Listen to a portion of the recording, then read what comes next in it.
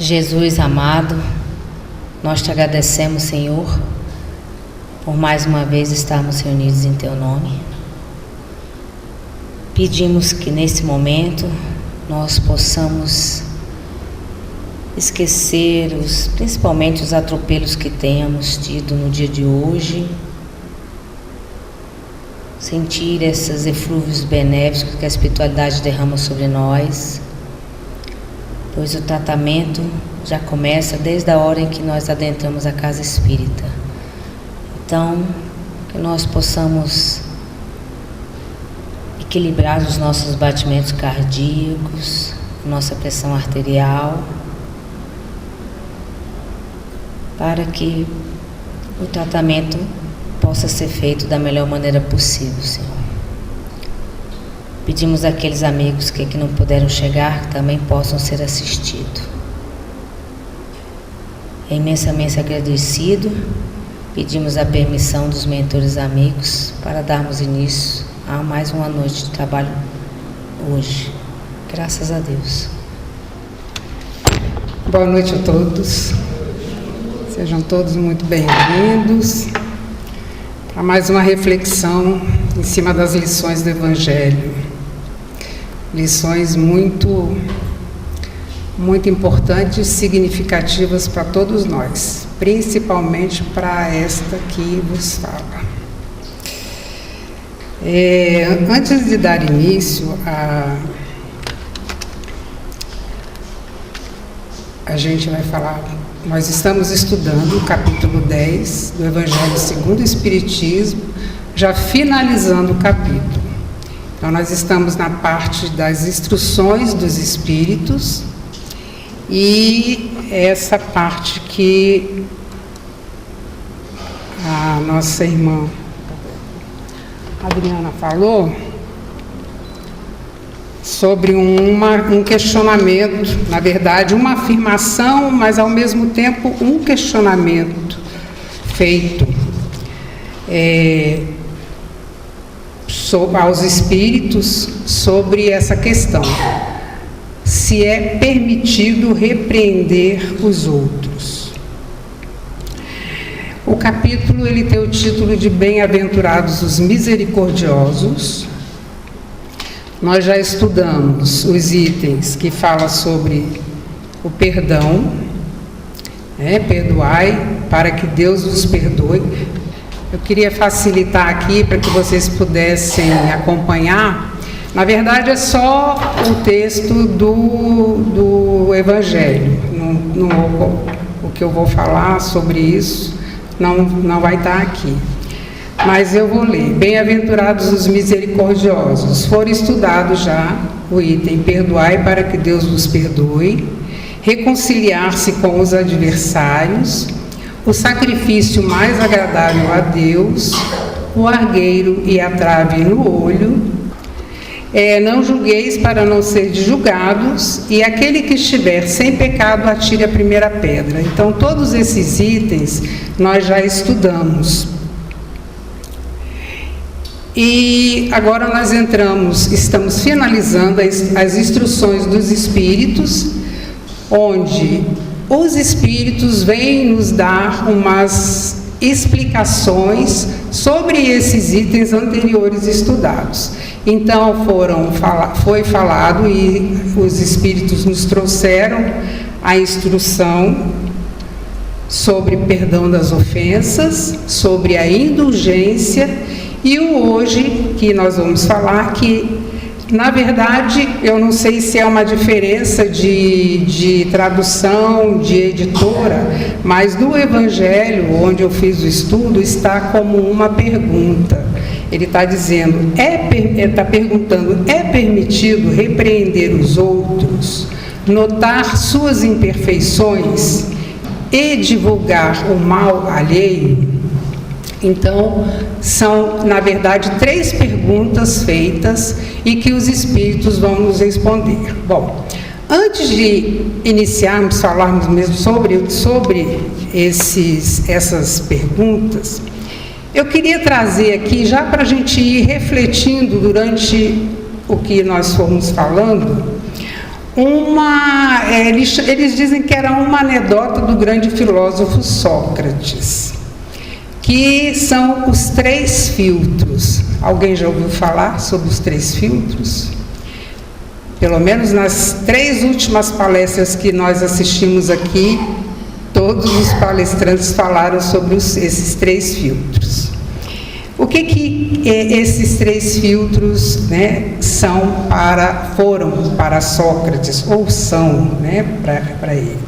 Então, assim, que a história é que um de seus discípulos chegou para Sócrates querendo falar para ele que um amigo dele, de Sócrates, havia falado algumas coisas sobre ele, coisas que Sócrates provavelmente não iria gostar.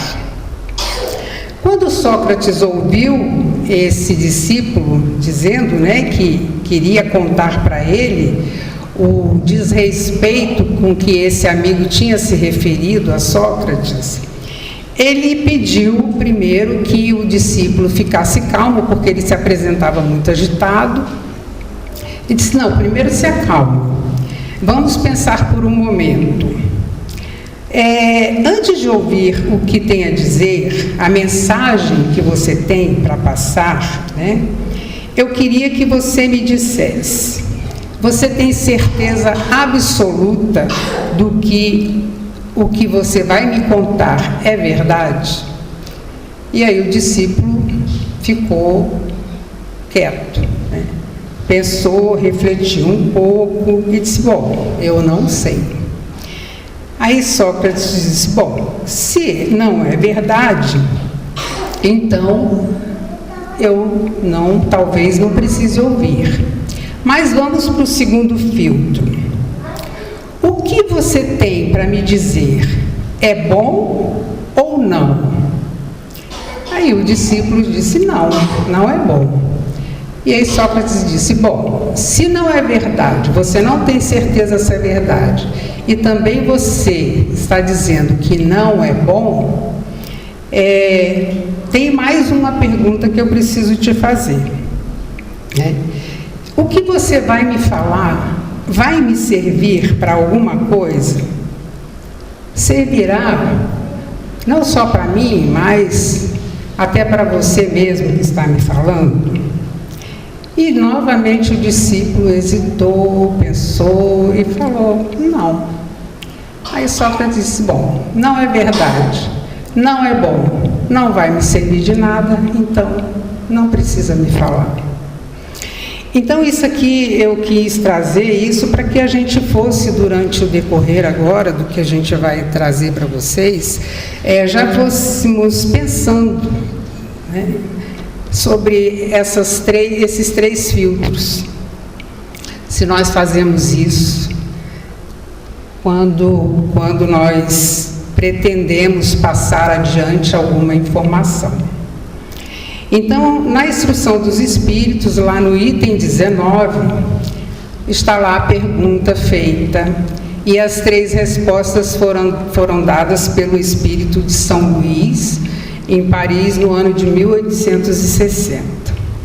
Então, a primeira, 19. Como ninguém é perfeito, segue-se-á que ninguém tem o direito de repreender o seu próximo? Olha só a pergunta. Ele já começa a pergunta já dizendo: bom, se ninguém é perfeito, não sendo perfeito, que direito tem essa pessoa de repreender alguém? E ele respondeu: certamente que não é essa a conclusão a tirar-se, pois cada um de vós deve trabalhar pelo progresso de todos. Pelo progresso de todos. E, sobretudo, ou então, acima de qualquer coisa, trabalhar também pelo progresso daqueles cuja tutela vos foi confiada.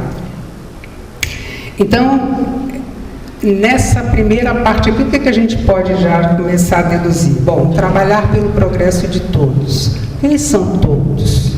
Todos são todos. Né?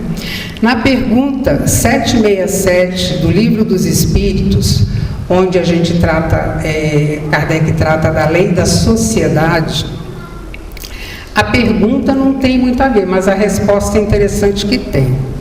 Porque a pergunta é sobre a necessidade da vida social. A pergunta é a seguinte: o isolamento absoluto é contrário à lei da natureza? Olha a resposta dos espíritos. Sim, pois os homens buscam instintivamente a sociedade e todos devem colaborar para o progresso, ajudando-se mutuamente. Então, essa questão tem tudo a ver com essa primeira parte que o São Luís respondeu, né? Que cada um de vós ou cada um de nós temos que trabalhar pelo progresso de todos. Pronto, fechou a questão. E, sobretudo, daqueles cuja tutela vos foi confiada. Isso lembra o quê? Lembra aquela pergunta que, com certeza, todos nós que somos pais e mães temos guardada na nossa consciência ou já ouvimos falar em algum lugar.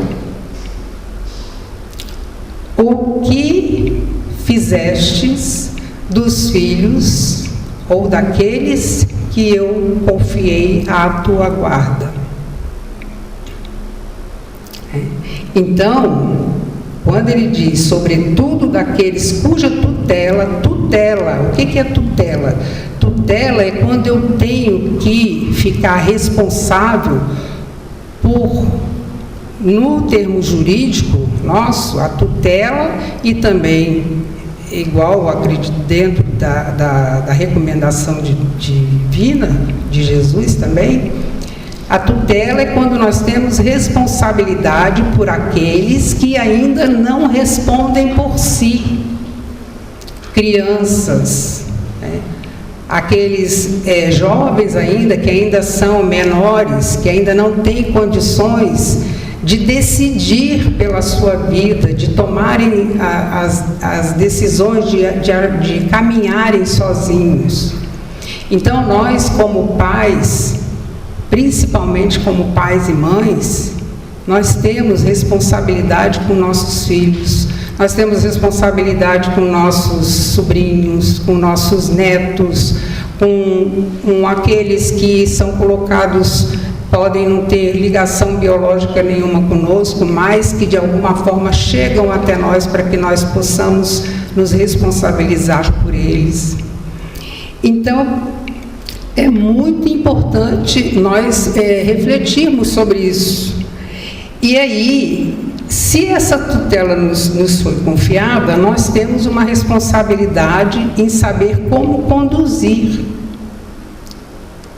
ou como orientar.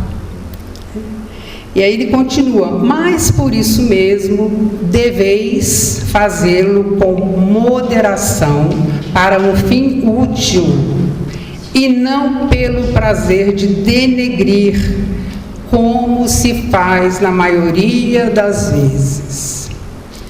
Quantas vezes, às vezes, nos pegamos um pouco irritados, um pouco impacientes, e aí chega um filho e faz uma pergunta para a gente, alguma coisa que a gente acha para nós é óbvio a resposta, mas para ele não.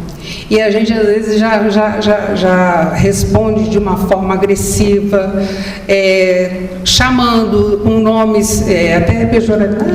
Já ouvi falar: você é burro, não entende nada, nunca leu isso, nunca ouviu falar sobre isso. E isso machuca muito.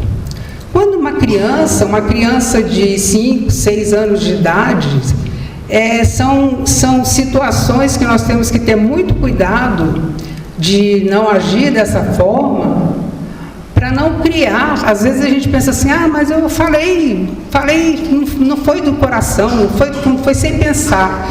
Mas muitas vezes o sem pensar cria uma situação que vai se manifestar no futuro, na fase da adolescência, quando está entrando na adolescência, que começam outros questionamentos, e a gente não sabe aonde foi que errou. Porque nós não soubemos atender e acolher ou orientar da forma adequada. Por isso é que São Luís coloca aqui, né, que nós temos que fazer com moderação, trabalhar pelo progresso daqueles que estão sob a nossa tutela ou por esses outros que estão próximos a nós, necessariamente não precisa ser dentro da família, mas dentro até do nosso ambiente de trabalho, com nossos colegas de profissão, com amigos, com pessoas que estão próximas a nós, participando. Aqui na casa nós temos voluntários trabalhando em diversas áreas, e então nós temos que ter essa preocupação da nossa relação com essas pessoas, como nós estamos tratando ela. Então, como ele diz, se nós quisermos e percebermos que existem situações que precisam ser corrigidas, ou aqui ele fala no sentido de repreender, mas a repreensão aqui é no sentido de que a gente possa corrigir algo que a gente está percebendo que não está bom, não está bem. Mas nós precisamos entender todo o contexto da situação para saber como que nós vamos nos dirigir e falar ou fazer essa repreensão, entre aspas, da forma moderada e para que ela se torne útil, não para que venha prejudicar. Porque ele diz assim, às vezes, como ele fala, prazer de denegrir, como se faz na maioria das vezes. Muitas vezes a gente faz num tom de brincadeira, mas com aquela maldadezinha ali no fundo, querendo denegrir mesmo a pessoa. Neste último caso, a repreensão é uma maldade. Porque se eu tentar repreender, mas para denegrir, não para ajudar, não para melhorar, então realmente é um ato de maldade que estamos realizando. No primeiro, é um dever que a caridade manda cumprir com todo o cuidado possível. Mais ainda, a censura que alguém faça a outrem deve ser dirigida também a si próprio. Então, essa recomendação aqui, procurando saber se não a terá merecido. Essa recomendação de São Luís, então, na hora que eu for olhar para alguém e achar que eu tenho o direito de repreendê-lo, seja lá por que situação for, eu tenho que parar primeiro e refletir. Opa, será que eu já não fiz a mesma coisa? E se eu fiz, como foi diante das pessoas onde eu me comportei dessa forma? Alguém chegou para mim, me repreendeu, chamou minha atenção por esse motivo que eu estou tentando repreender o outro? Será que eu tenho que realmente parar e olhar dentro de mim, fazer essa análise para saber se eu estou realmente em condições de chamar a atenção de alguém? Então, essa é o primeiro item,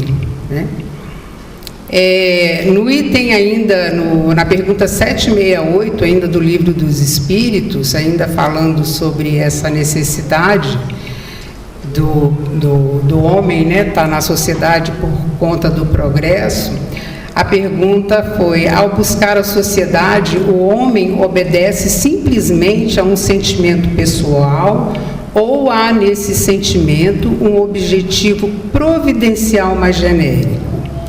A resposta dos espíritos: o homem deve progredir, mas sozinho não pode fazê-lo, porque não dispõe de todas as faculdades.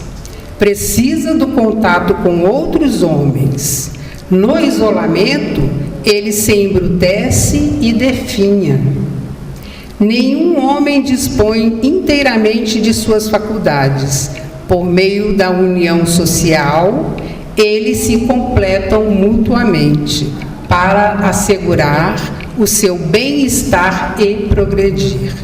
É por isso que, tendo necessidade uns dos outros, são feitos para viver em sociedade não isolados. Então, mais uma vez aí, a necessidade do homem estar junto a outros e aqueles que têm mais condições, ajudá-los, dar a mão para que eles possam progredir na caminhada, né, que nós estamos fazendo também.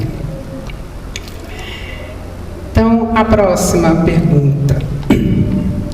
Aí já muda, você vê que na primeira ele está perguntando, é permitido, eu posso repreender alguém?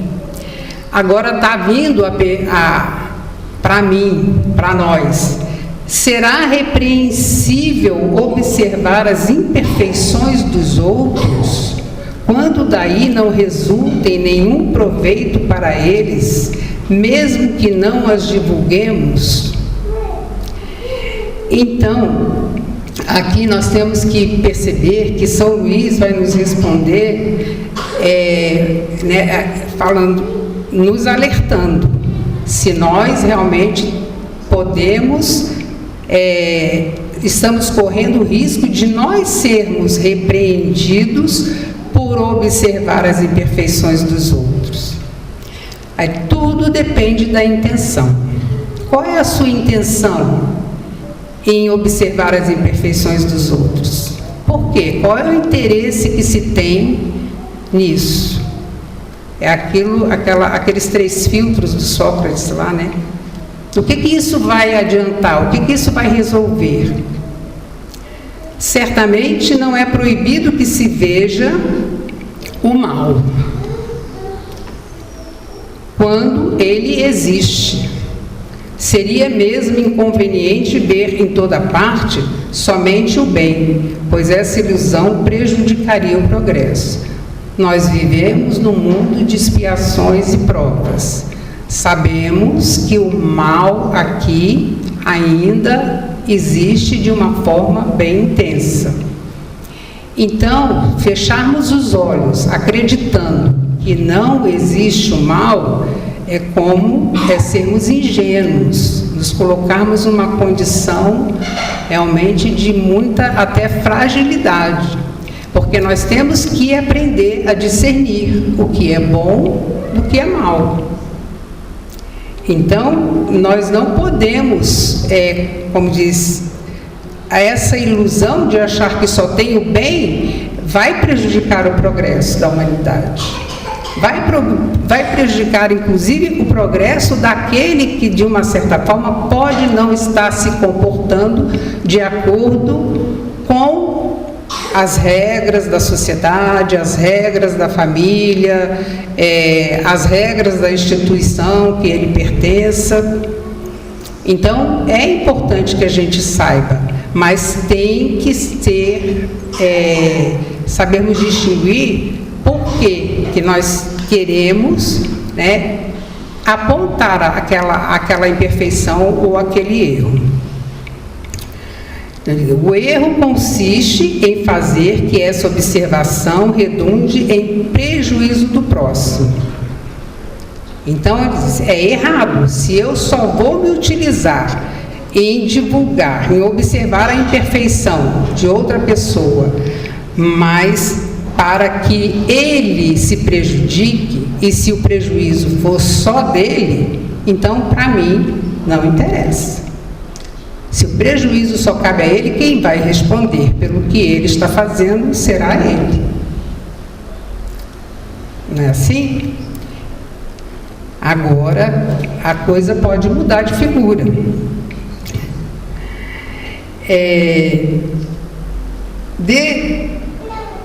Desacreditando sem necessidade na opinião pública. Também seria repreensível fazê-lo apenas para dar expansão a um sentimento de malevolência e de satisfação em apanhar os outros em falta. Então, essa necessidade dessa maldade, né, que a gente coloca, é o que a gente costuma dizer e chamar de fofoca. Às vezes eu quero falar de alguém, mas eu não tenho a intenção. Eu tenho a intenção realmente de fazer uma fofoca, de espalhar um boato, de falar só para denegrir a pessoa e nada mais. Por quê? Porque eu não gosto dela, eu não gosto da forma como ela me olha, eu não gosto da forma como ela se veste, ou então eu, talvez até por inveja. As pessoas costumam muito por inveja, de invejar, né, o que o outro tem. Fulano tem uma casa maravilhosa. Nossa, mas como será que ele conseguiu adquirir essa casa? Está andando com um carro assim. Aí tem coisa. Esse carro, essa pessoa, acho que ela não ganha o bastante suficiente para ter esse carro e está por aí desfilando com esse carro. Então, qual é o sentido disso? É maledicência. Não tem utilidade para ninguém isso. E isso só vai prejudicar, às vezes, a pessoa, colocando a pessoa numa situação até delicada frente aos próprios colegas, ou da instituição, ou até dentro da família também a gente vê. Às vezes, irmãos que reencarnam ali juntos, e vêm num processo de resgate, e eu trago isso como um conhecido, uma família que eu já conheci e que acontecia muito isso, desde a infância, dois irmãos que não podiam olhar um para o outro de jeito nenhum. E era uma briga o tempo todo, e era sempre um se queixando para o pai, para a mãe, fulano está fazendo isso, está fazendo, inventando histórias sobre o outro, porque tinha um sentimento entre os dois ali que não dava certo. E cresceram e foram até a vida adulta dessa forma.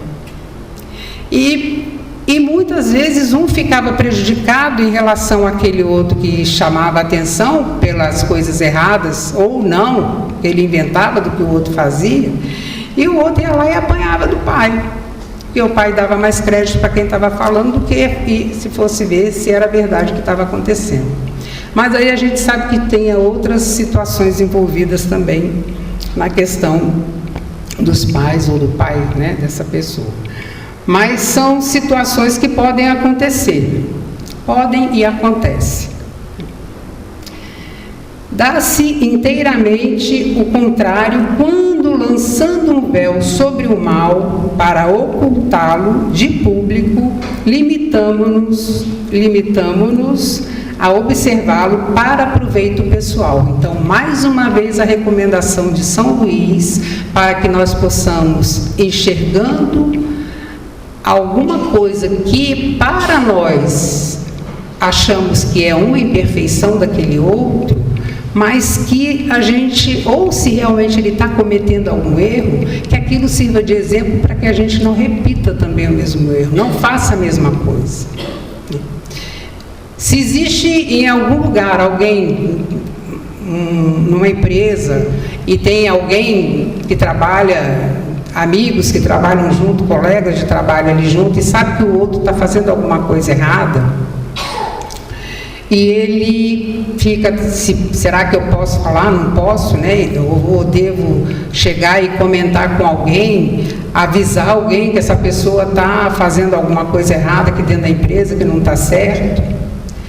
Será que antes não é preciso que ele vá até a pessoa e chame ela num canto e vou conversar? Escuta, vamos aqui, olha, você está agindo de uma forma errada, isso não é legal. Então, não dá para você evitar de fazer isso, você vai se prejudicar, você está prejudicando, provavelmente poderá prejudicar outras pessoas, está se prejudicando. Então, isso é uma forma de você fazer uma repreensão de algo errado que você está vendo, mas sem tornar público aquilo e sem denegrir a pessoa diante de outros. E também perceber, ele está fazendo errado, eu não posso fazer igual. Porque tem gente que faz isso, né? Vê que o outro está fazendo, não, se ele está fazendo, eu vou fazer também. Se ele pode, eu também posso. Não é questão de poder. É questão de ter consciência do que é certo e do que é errado. Então ele diz aqui que nesse sentido, né, quando a gente coloca um véu sobre o mal, para ocultá-lo do público, temos que trazer aquilo para proveito pessoal nosso. Isto é, para nos exercitarmos em evitar o que reprovamos nos outros. Essa observação, aliás, não é proveitosa ao moralista? Como ele pintaria os defeitos da humanidade se não estudasse os modelos? Porque o moralista é aquele que se acha sempre o mais certo, o mais correto, que está andando sempre dentro da linha, que não sei o quê, e se acha por isso no direito de ficar apontando o defeito dos outros. Item 21. Haverá casos em que seja útil revelar o mal alheio? Essa questão é muito delicada e aqui se deve fazer um apelo à caridade bem compreendida. Caridade. O verdadeiro caráter da caridade é a modéstia e a humildade. Não consistem em não ver, senão superficialmente, os defeitos alheios e esforçar-se por fazer que prevaleça o que há de nele de bom e virtuoso. Porquanto, embora o coração humano seja um abismo de corrupção, sempre há, em algumas de suas dobras mais ocultas, o germe dos bons sentimentos, centelha viva da essência espiritual. Então aqui, cabe, quando ele fala que é uma caridade, a caridade bem compreendida é isso, é nós sabermos entender aquela imperfeição. Muitas vezes a pessoa, ela traz consigo essas dificuldades por situações bem antigas, até por processos da família, dificuldades na adolescência, não teve a mesma oportunidade que nós tivemos de ter uma família, de ter um pai e uma mãe que pudessem nos orientar, nos conduzir direito, nos mostrar o caminho do certo, o caminho do errado. Olha, você não pode fazer isso, isso aqui você está prejudicando outra pessoa. Não, você pode ir por aqui. Mas, infelizmente, hoje a gente vê que é uma dificuldade muito grande, principalmente entre os jovens, fazer com que eles aceitem nossos conselhos. Então, para isso, nós temos que formar a base. Lá na base, lá no início, lembra da primeira pergunta? Que a nossa responsabilidade com aqueles que estão sob a nossa tutela? Então, lá na base, naquela criança, que ainda antes dos 7 anos traz muitas evidências de tendências que ela tem que são negativas, e é ali que a gente precisa trabalhar para cortar, para quando chegar aqui nessa fase já mais adiantada da vida da pessoa, não termos que ter que agir de forma mais ou se nós não corrigirmos, a sociedade vai corrigir. O direito da sociedade que a gente vive vai acabar corrigindo. No entanto, se podem acarretar prejuízo a terceiros, deve-se preferir o interesse do maior número ao interesse de um só. Então, realmente, quando nós percebemos que aquele problema, ele não está afetando só a pessoa que está cometendo o erro, que ele está atingindo outras pessoas, e sabemos que tem situações que são graves, então a gente não pode realmente ficar quieto. Nós temos que aprender a buscar os locais, as instituições certas para a gente levar a conhecimento para que aquele mal que está ali dentro daquela sociedade não aconteça. É um caso de, por exemplo, sabemos que tem alguém que hoje em dia, infelizmente, o caso da pedofilia é uma coisa assim bem intensa dentro da nossa sociedade. Todo dia a gente vê nos noticiários. E quando a gente conhecer que tem alguém próximo a nós, sem querer a gente descobrir que alguém está usando, né, fotografias para pornografia infantil, essas coisas, nós vamos ficar calados. Se realmente for uma pessoa que seja muito chegada a nós temos que primeiro alertar. Olha, isso não está certo. Mas se você continuar a agir dessa forma, eu serei obrigado a denunciar, a procurar a justiça, a procurar os órgãos competentes para que isso não continue acontecendo.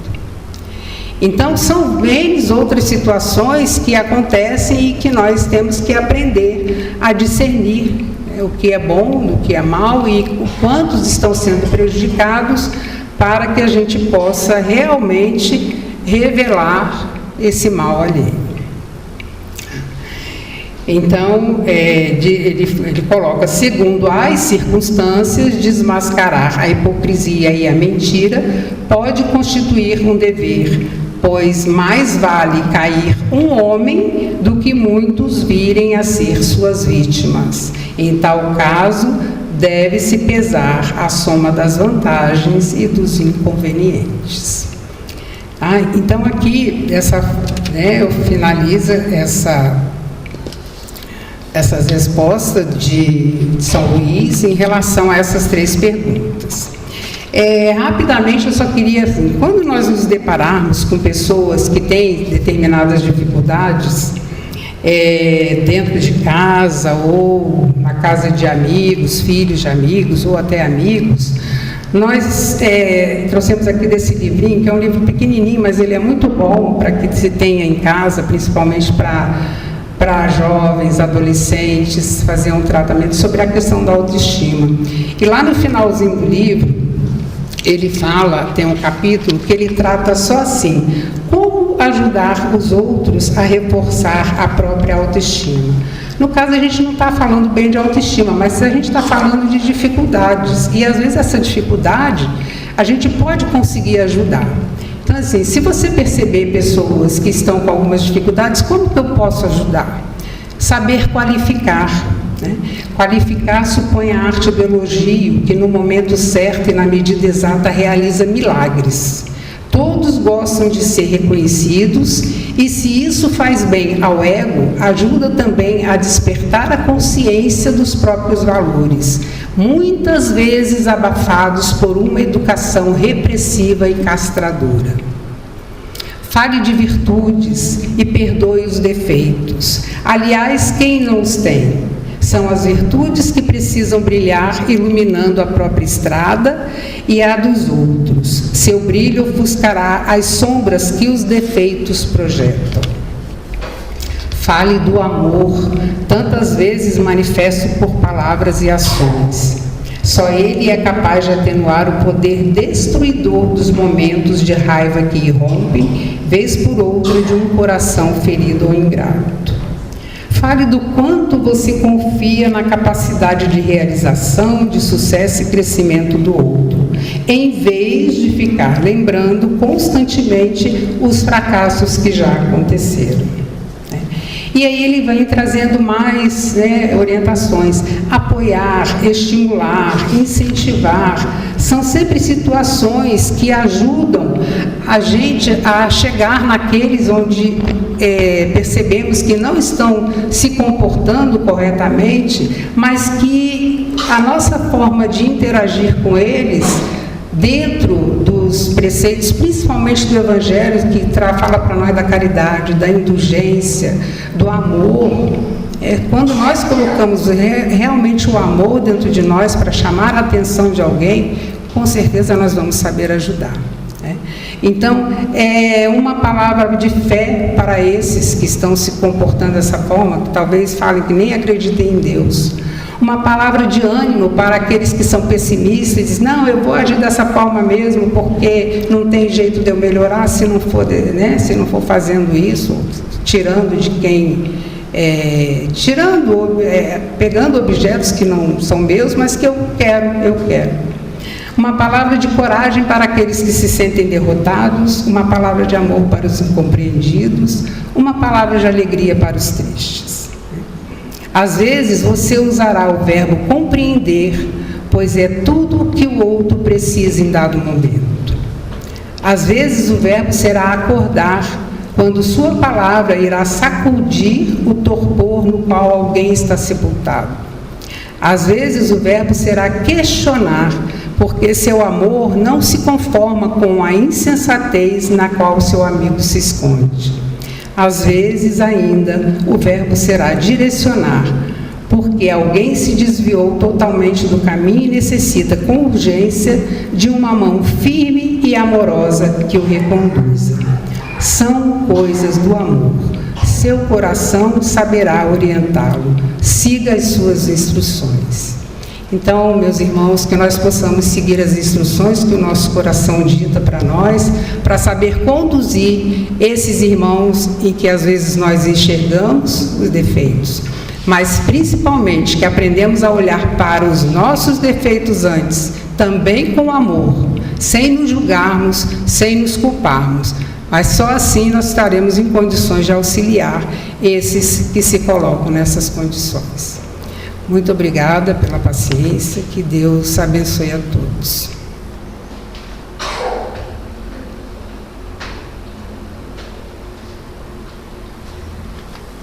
Bom, meus irmãos, vamos nesse momento, aqueles que se sentirem mais confortáveis, fechar os nossos olhos físicos, para que o passe se dê de forma integral. Vamos mentalizar primeiramente o local onde nós temos alguma dor física, para que esses eflúvios benéficos sejam primeiramente depositados aí. Nos sentindo mais dispostos, mais encorajados. E se for do nosso merecimento, que a dor que nos acomete seja totalmente extirpada. Se não temos dores físicas, então vamos pedir saúde, saúde física e principalmente saúde mental, porque nos dias de hoje, quando nós todos os dias, 24 horas por dia, temos informações de todos os tipos, que nós consigamos ter o equilíbrio.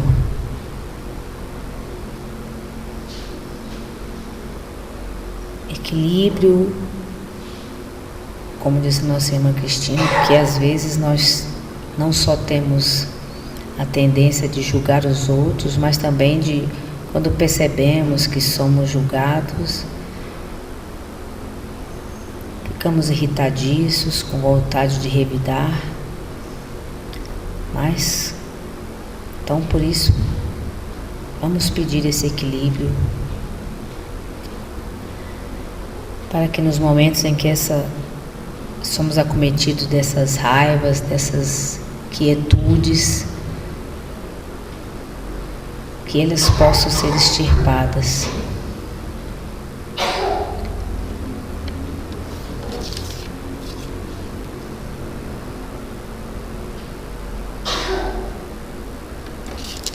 Ó Mestre, fazei de mim um instrumento da Tua paz. Onde houver ódio, que eu leve o amor. Onde houver ofensas, que eu leve o perdão. Onde houver discórdia, que eu leve a união. Onde houver dúvidas, que eu leve a fé. Onde houver erro, que eu leve a verdade. Onde houver desespero, que eu leve a esperança. Onde houver tristezas, que eu leve a alegria. Onde houver trevas, que eu leve a paz. Ó Mestre, fazei com que eu procure mais consolar que ser consolado, compreender que ser compreendido, e amar que ser amado, pois é dando que se recebe, é perdoando que se é perdoado, é morrendo que se vive para a vida eterna. Agradecemos imensamente por tudo, pedimos a permissão dos mentores amigos para darmos por encerrados os trabalhos da noite de hoje. Que assim seja.